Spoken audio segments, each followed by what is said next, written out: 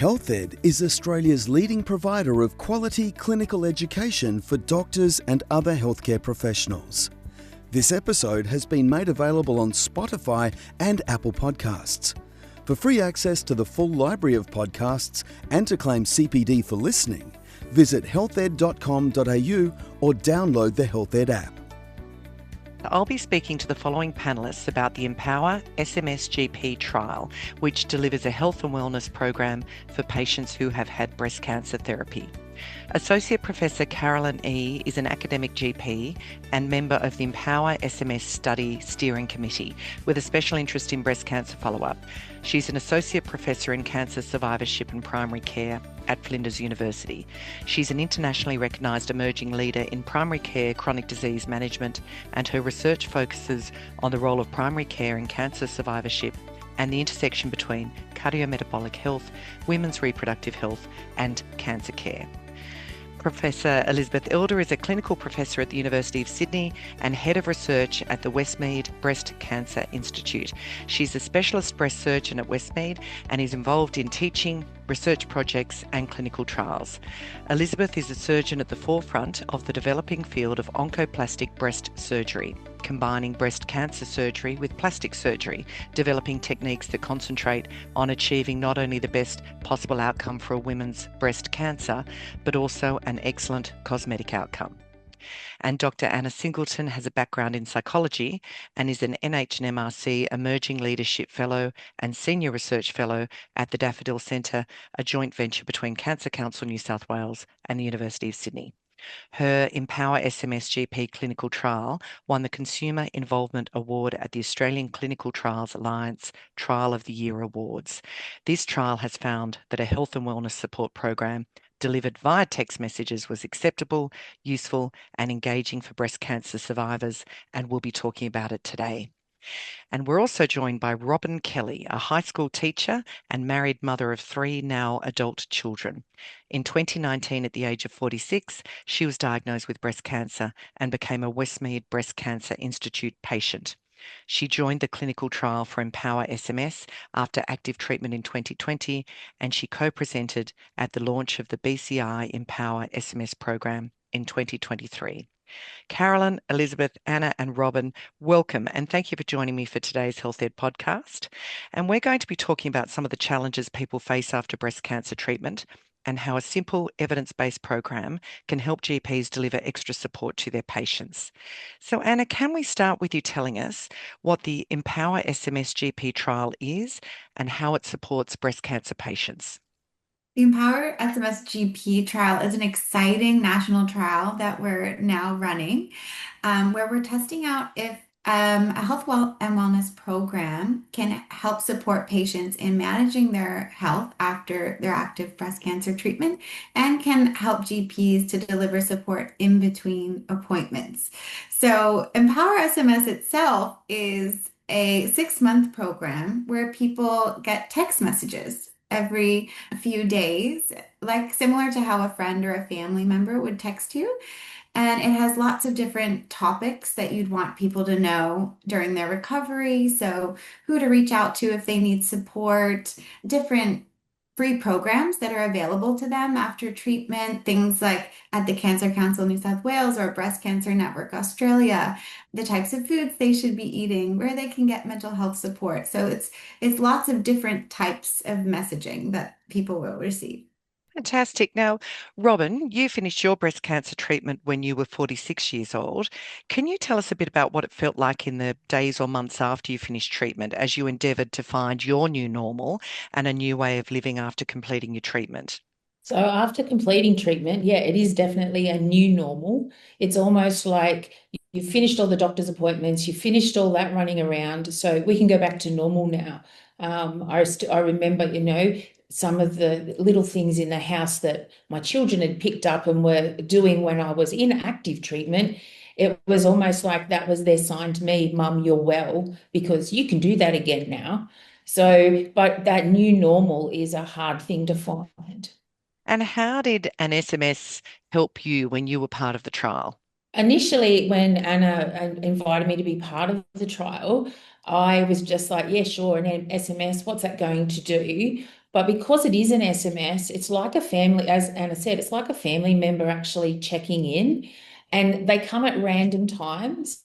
And I still remember there were explicit days. There was a day where I'd had a very physical day at work. My joint pain was not great, which I just put down to I was on my endocrine medication. It's one of the side effects. I'd had a busy day, but that text message came through that just is remember, to be kind to yourself, but also remember your doctor prescribed that medication for you. But if the side effects are affecting your life, talk to your doctor.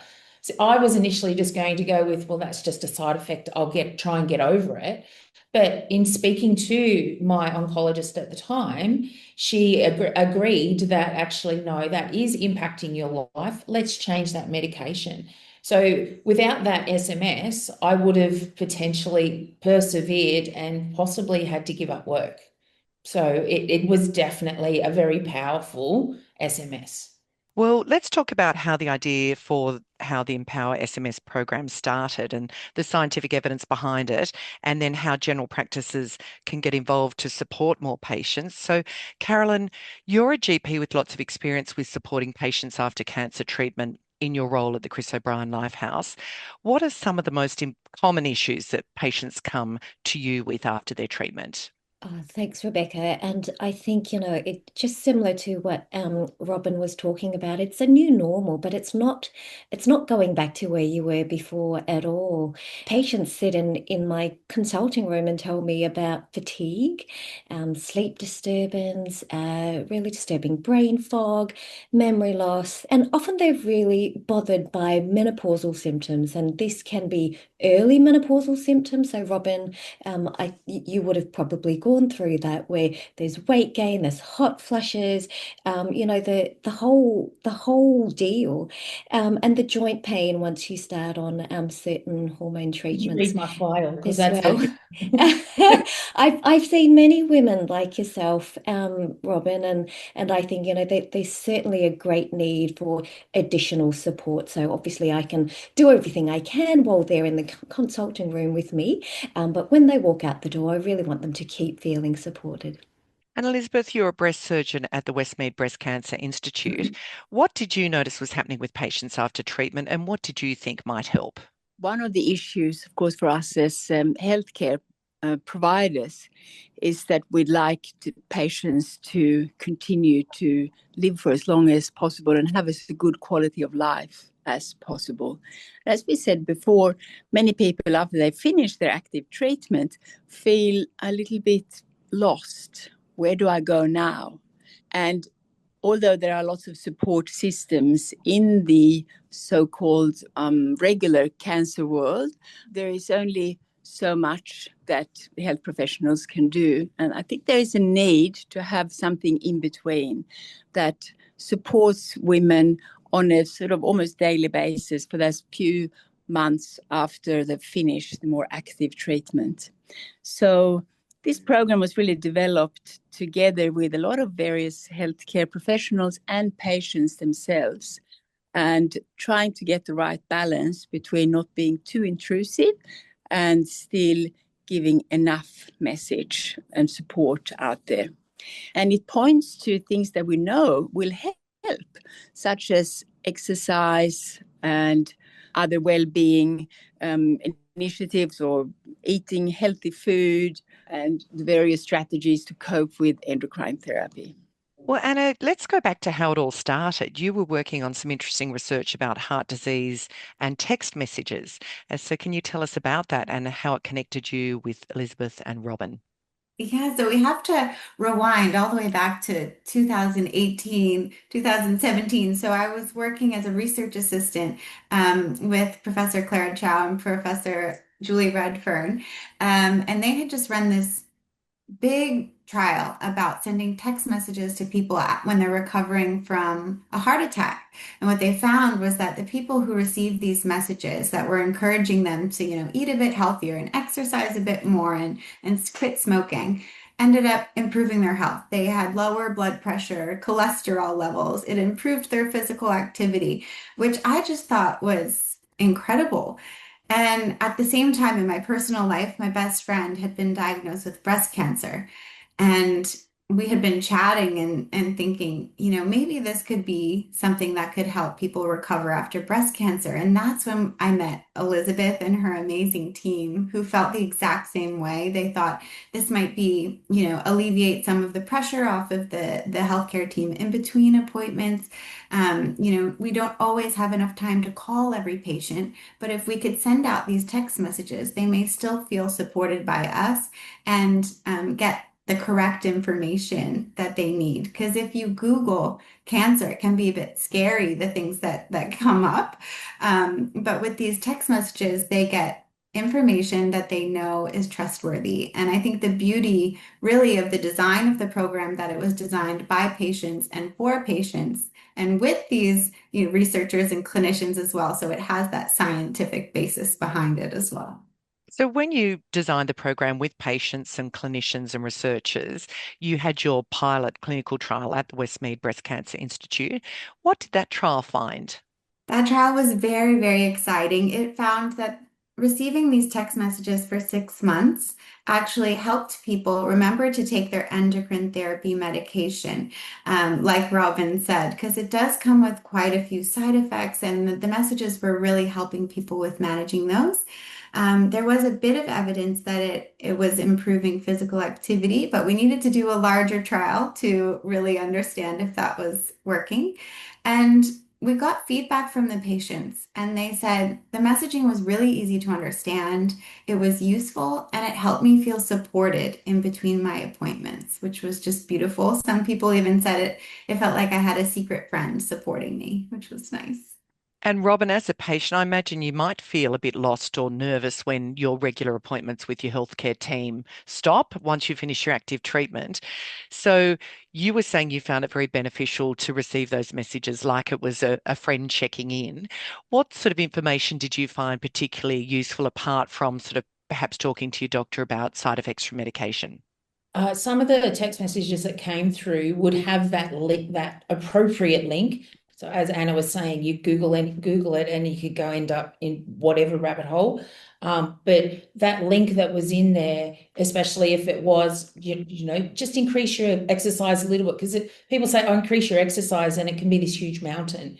But when I clicked on the link that then took me to, and it's just like, take that extra flight of stairs, walk that little bit further, just little things. And when you are trying to find your new normal, it is the little things that you go, I can achieve that. It's not this big surmountable thing. As I said, those text messages really helped with finding that new normal. And just not reminding me that I had been sick and that I had to come out the other side, but just reminding me that there's a reason why things aren't quite where they were, and it will take time. This episode is one of hundreds of informative and free clinical podcasts from Health Ed. Access the entire library through the Health Ed app for healthcare professionals, which you can download today from the App Store. And Elisabeth, you're now able to offer the EMPOWER-SMS program to all of your patients. How has the trial and the SMS program benefited your patients, and what has been the response that you hear from your patients who've been involved? I'm now fortunate enough to be able to offer that to all my patients, both in the public at Westmead Breast Cancer Institute and in my private practice at Lakeside Specialist Breast Clinic at Lakeview Private Hospital. And I have very good feedback from patients. They find that it does help them. And as Robyn was saying, to take those little steps, because I think that is so important that we encourage people to actually be kind to themselves as well. And although we know that, for example, exercise really is beneficial in so many different ways, it actually reduces the risk of cancer coming back by about 30 to 40%, which is amazing. It reduces mortality, which is not many treatments that we can, like supportive treatments that we can say actually do that. But how do you actually do it in practice? And to break it down and do one step at a time. And we know even a little bit of exercise is actually beneficial. It doesn't have to be the whole kit and caboodle, but you do a little bit at a time. And then that can encourage people to link into other programs, such as being active in the gym or being part of rehab programs. So I've got a lot of positive feedbacks of patients saying that it just helps that extra little bit to feel that they haven't been forgotten. And Carolyn, could you tell us about the benefits of weight reduction for patients as they recover from their cancer treatment? Yeah, look, a lot of women complain to me that particularly once they start endocrine treatment and finish their active treatment, that they do suddenly gain a lot of weight, and it's weight around the middle of the abdomen, which has a negative impact on their risk of heart disease and diabetes and other metabolic conditions. So certainly, any program that helps women to minimize that weight gain or even prevent that weight gain would actually reduce their overall risk of chronic disease, which will help them live as long as possible and as well as possible. So I think it's exactly as Robyn and Elisabeth have said, it really is taking those small steps, building that self-efficacy, building that sense of empowerment to then lead to, I guess, long-lasting and sustainable lifestyle change, because you would know as a GP, we're really looking for lifelong change that patients can keep going with. It's not a sudden drastic change and then going, I guess, backwards even. So can we explore a little further then about some of the specific advice that patients would receive in those text messages related to things like exercise and weight reduction? So the advice is really meant to be really positive and supportive and based on behavior change theories and based on the premise that every little bit counts. So there are messages about, doing extra walking or take a 5-minute break and just dance around in your kitchen, because even dancing counts towards your physical activity for the day. Or it could be simple swaps at a restaurant or little ideas about habit stacking. So combining something you're already doing with a healthy habit, like, doing those extra exercises or remembering to take your medications. So it's just sort of small helpful hints to prompt people in the right way, and also letting them choose what's right for them. So that's kind of the nice thing as well. It's not telling you have to do this and you have to do that, but here's a suggestion or here's something that other people have found really helpful, and you can take it and intertwine it into your routine, or you can leave it, and that's okay too. And I think different people take something different out of the program. Some people love the recipes and links to the, walking groups, or other people really like the mental health support and the links to the support groups and things like that. So it just, yeah, it depends on the person. And I imagine the fact that it's practical and gentle and encourage self-empowerment is something that a lot of patients would find very useful. And since the trial, Anna, you've sent the program to 841 people across Australia. So that's a huge uptake. So what sort of results have you had about the benefits that people have found from their involvement? Yeah, that was actually amazing. So that was during the COVID-19 lockdowns. We had this program and we thought, why don't we, there's things shut down across Australia. Why don't we send this out and see if people like it? And I was kind of hoping that 30 people would sign up. But within 9 months, we had 841 people across Australia, from 33 years old up to 88 years old, people in major cities and rural communities.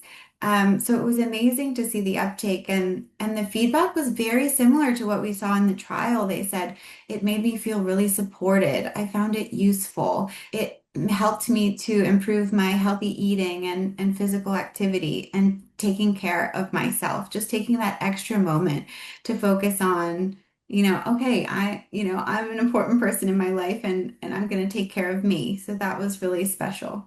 And the feedback we also received was, I would love to get this from my GP. So that's why we wanted to do this trial in primary care, because people love their GPs. They feel really supported and they trust their GPs to let them know about new things that may be helpful for them. So we thought, okay, we're listening. We'll do the research and try to figure that out. So how important were GPs then in reaching such a wide number of patients who had finished their breast cancer treatment? I think they're going to be essential. I mean, in between, let's say their surgery appointments, which they may not go for follow-up for another year, they're going to be going to see their GP, and it may be for something totally different. It may be to get their blood pressure checked or other things that are also very important to their health. So it will be key to have GPs involved and letting patients know about this new program that sort of supports the things that GPs want them to be doing in between their appointments. So it's really critical and important. I think Carolyn can probably add to that. So Carolyn, can you tell me what are the benefits for primary care teams getting involved in the Empower SMS GPS clinical trial? Look, I think lots of benefits. It really is an extension of the lifestyle counselling that we all do in clinic. But as there's often a squeeze on the time that we've got with patients. So we want to do more, but there's only 5 or 10 minutes sometimes. So this really extends that time. And we know that that the patients are getting sent really credible information, links to the Cancer Council and other really helpful organisations. And that's really beneficial because it really is, empowering that patient with self-education so that they can then take on, the lifestyle advice and put it into practice. As Anna said, patients really do like this coming from their GP. So the idea is that the practice would send out the SMSs, but with the help of the admin team.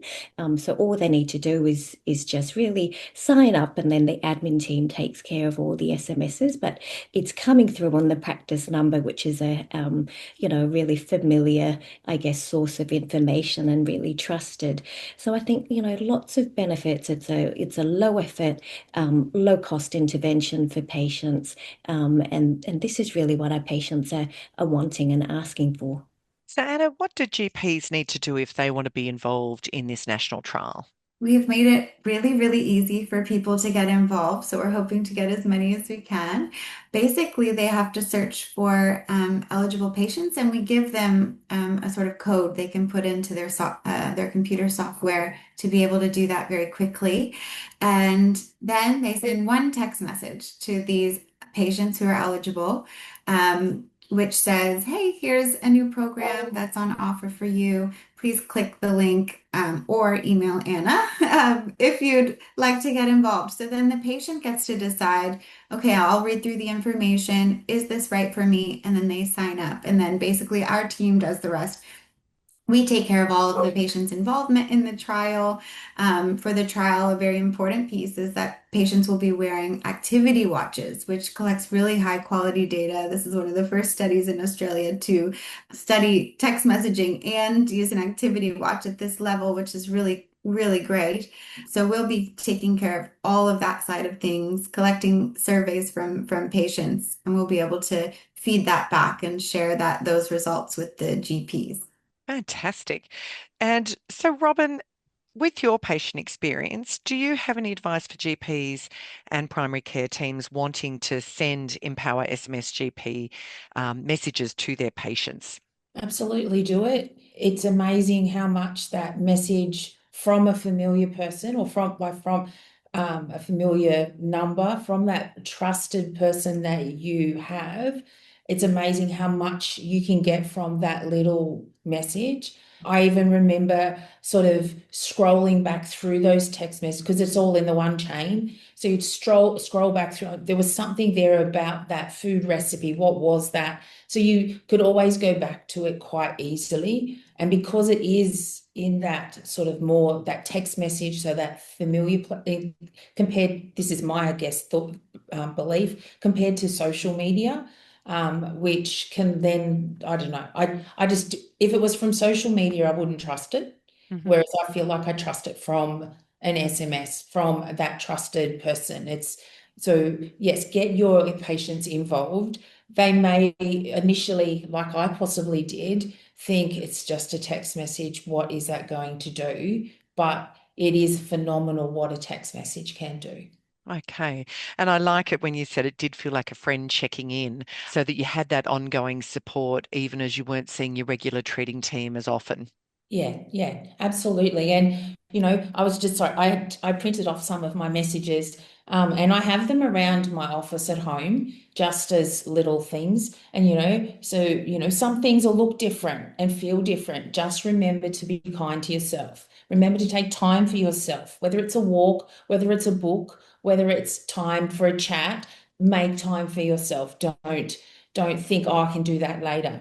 Book it in, make it that your new normal, so that your health is always important, but you don't want it to be overriding, but it's always important in there. And even when the BCI launched it in 2023, I got back on there because obviously I had the text messages, but I was 3 years post treatment.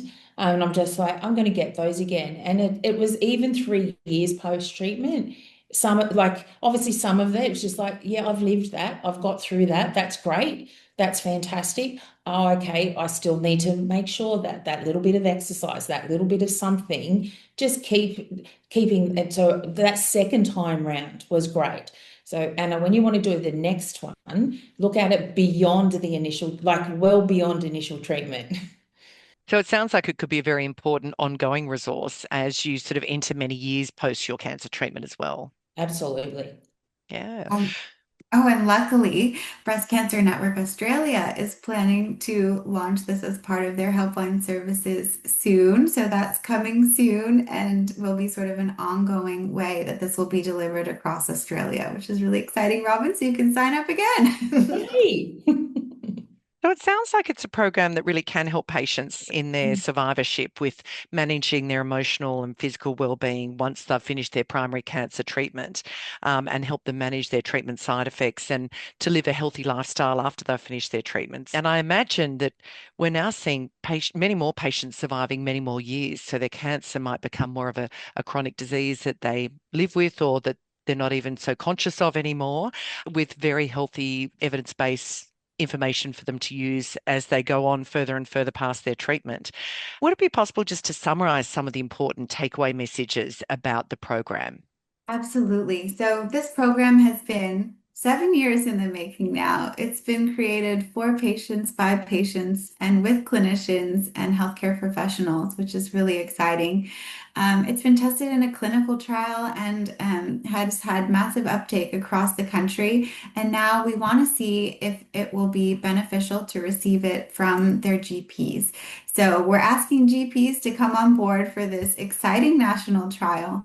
It's very quick and easy to be involved. You have to search for eligible patients who are people who finished their treatment within the past their breast cancer treatment within the past 3 years and are an active patient at your clinic.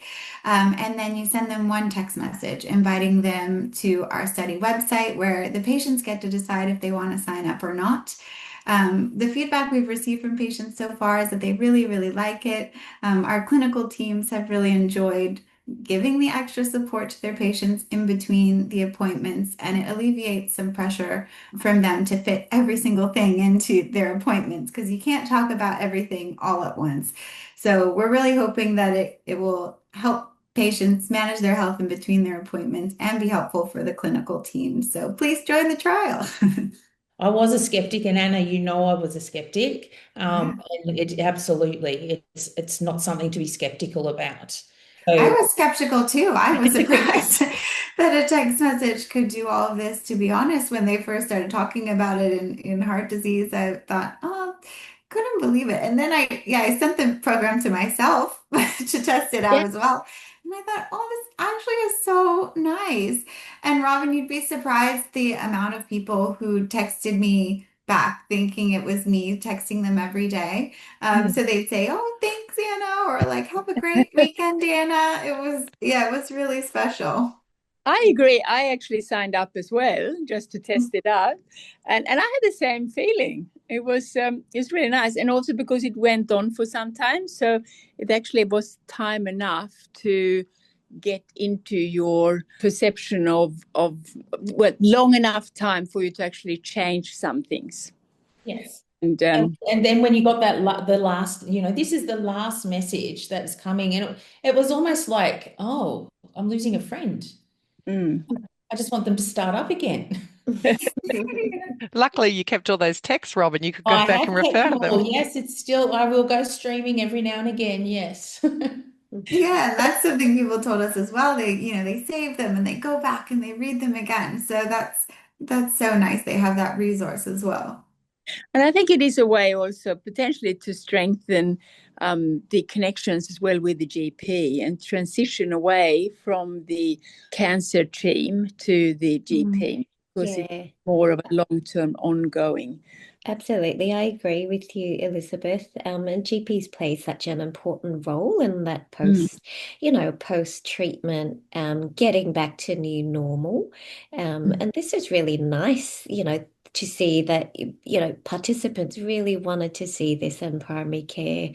So I really hope that all the GPs jump on board and support this, because this is what our patients want. And it just really signals the value that patients place, in primary care. I've had a conversation with my GP previously, and when she checks in on me for different things, I said, oh yeah, well, I got this, I'm in this trial, I'm doing, I got this text message and it said something about, this link. And then my GP actually asked me, what is that link? Where is that? Like, she wasn't telling me about any other specific patient, but she said, I wouldn't mind sharing that with another patient. Yes. So, I got up my text message, showed her the link, she took it down. I assume she passed it on, but it's, as you say, it's able to, and enables you to have that conversation. Yeah. Maybe we should send it to GPs. But the GPs can sign up themselves as well. Yeah, they could. That'd be nice, wouldn't it? Yeah, and it definitely covers sort of overall health. So not just, doesn't focus so much on you've had breast cancer. It's sort of like, here's your health and wellness after your treatment in your new normal, like Carolyn and Robyn and Elisabeth were mentioning, this sort of new way to stay healthy and feel better and feel like yourself again. Yeah, and I think while it seems like it might be general lifestyle advice, it's actually really tailored very carefully to women who are recovering from breast cancer treatment. So, because it's been co-designed so carefully and checked so carefully, it really does bring in all that content expertise and specialist expertise, which is really wonderful. And we can add the link to the show notes that GPs who are interested in joining the trial can sign up with. And we'll also have some other helpful resources that we'll add to the show notes too.